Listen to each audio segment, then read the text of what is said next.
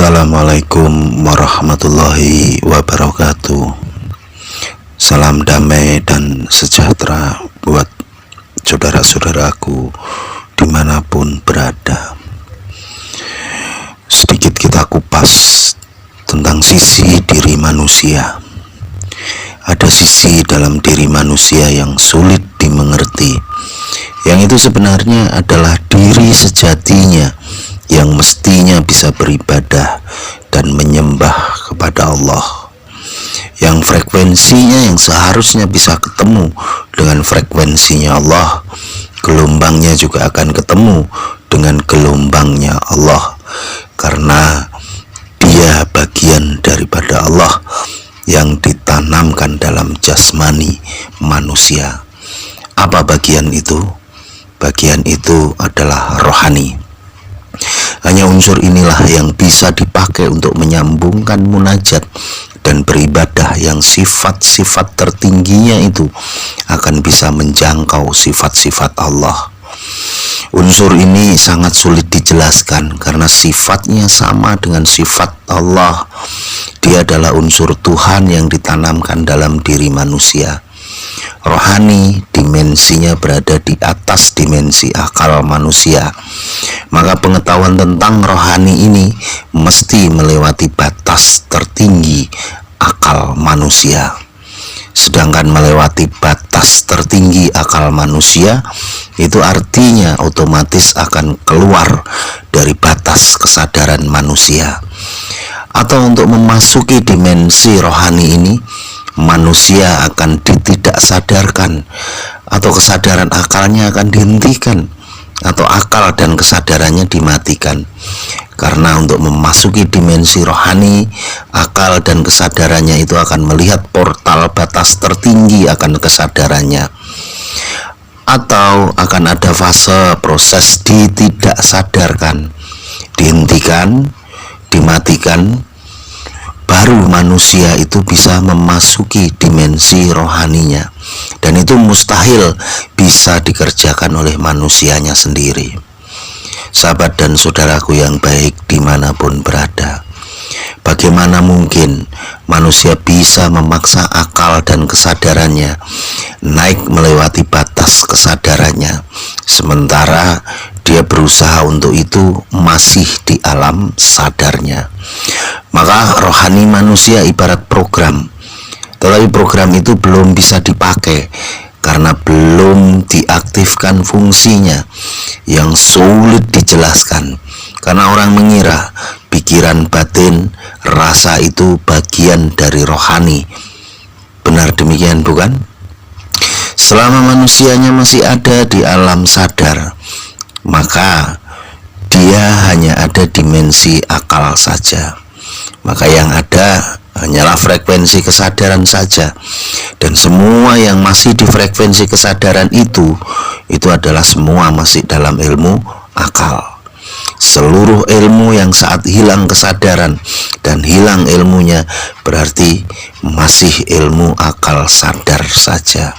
Ngaji, zikir, sholat, ibadah, muamalah, kekeramatan, saat tidak sadar biasanya akan hilang ilmunya atau tidak berbekas. Itu artinya masih sebatas ilmu akal saja. Dan sadarnya masih sadar akal saja. Makanya Nabi sampaikan bahwa ilmu rohani adalah ilmu yang dipelajari setelah mati. Jika dijelaskan ilmiahnya adalah setelah mati, itu berarti melewati batas akan kesadaran manusia. Jadi bukan harus kita mematikan diri kita sendiri, tetapi kita harus bisa melewati akan batas kesadaran akal kita manusia. Makanya manusia mesti dimatikan terlebih dahulu untuk dihidupkan sisi rohaninya. Dihidupkan, dibangkitkan, dilahirkan, diaktifkan.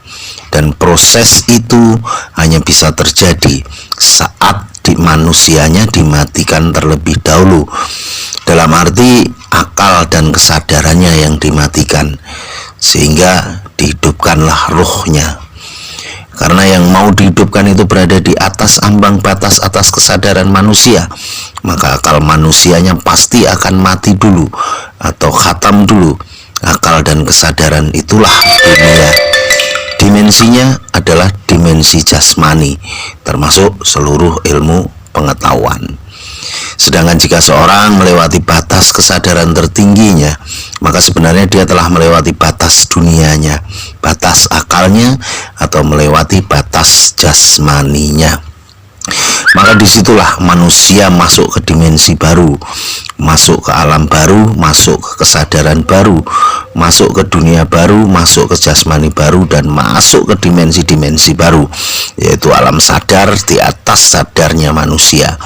Itu adalah kesadaran rohani, atau yang rasanya pun sama persis dengan kesadaran jasmani, hanya saja alamnya telah berbeda. Dan untuk masuk ke dimensi itu nggak bisa dikerjakan sendiri, mesti ada campur tangan ataupun syafaat dari guru rohani, atau maha rohani, atau orang tua rohani, atau yang punya rohani. Mana bisa manusia mengantarkan dirinya ke alam akhirat, sementara ilmunya masih ilmu dunia, dimensi yang di dimensi dunia, sedangkan akhirat dimensinya berada di atas dimensi dunia. Perhatikan tentang makna dimensi ini. Setinggi-tingginya ilmu akal, itu masih lebih rendah dari serendah-rendahnya ilmu rohani. Sama hal-halnya yang tertinggi, pencapaian dunia ini masih rendah dari serendah-rendahnya pencapaian di alam rohani. Sahabat dan saudaraku dimanapun berada, setinggi-tingginya dunia ini masih lebih rendah dari serendah-rendahnya akhirat. Memang sulit menjelaskan rohani ini mesti dengan keilmian tinggi, dan itu pun masih susah dimengerti orang karena pengetahuannya di atas batas tertinggi akal dan kesadaran manusia. Artinya, untuk tahu ilmu rohani, manusia harus mati kesadarannya dulu. Maka untuk memasuki dimensi kerohanian itu, manusia mutlak mesti dihidupkan, diaktifkan, dan dilahirkan kembali, atau dibangkitkan oleh sang maha rohani atau guru rohani, orang tua rohani, atau biasa kita sebut adalah seorang guru yang walia mursida. Selama di dunia tidak bertemu guru rohani, maka kita hanyalah manusia bangkai yang belum kafah, hanya ada jasmani saja, sekalipun teorinya ada jasmani dan rohani, tetapi rohani kita hanya sekedar ada, tapi belum diaktifkan dan belum bisa dipakai untuk munajat kehadirat Allah Ta'ala. Buktinya Nabi membagi antara orang Islam umum dan sifatnya masih sebatas berserah diri, iman khusus dan mesti lewat baiat, dan barulah masuk dalam golongan umat Nabi. Artinya mesti lewat proses khusus, yaitu baiat, ihsan, dan ini lebih dahsyat lagi, lebih dahsyat, tapi lain waktu saya coba akan membahas tentang ihsan ini. Salam sejahtera, salam damai dari kami, Alkah Waliul Amri. Wassalamualaikum warahmatullahi wabarakatuh.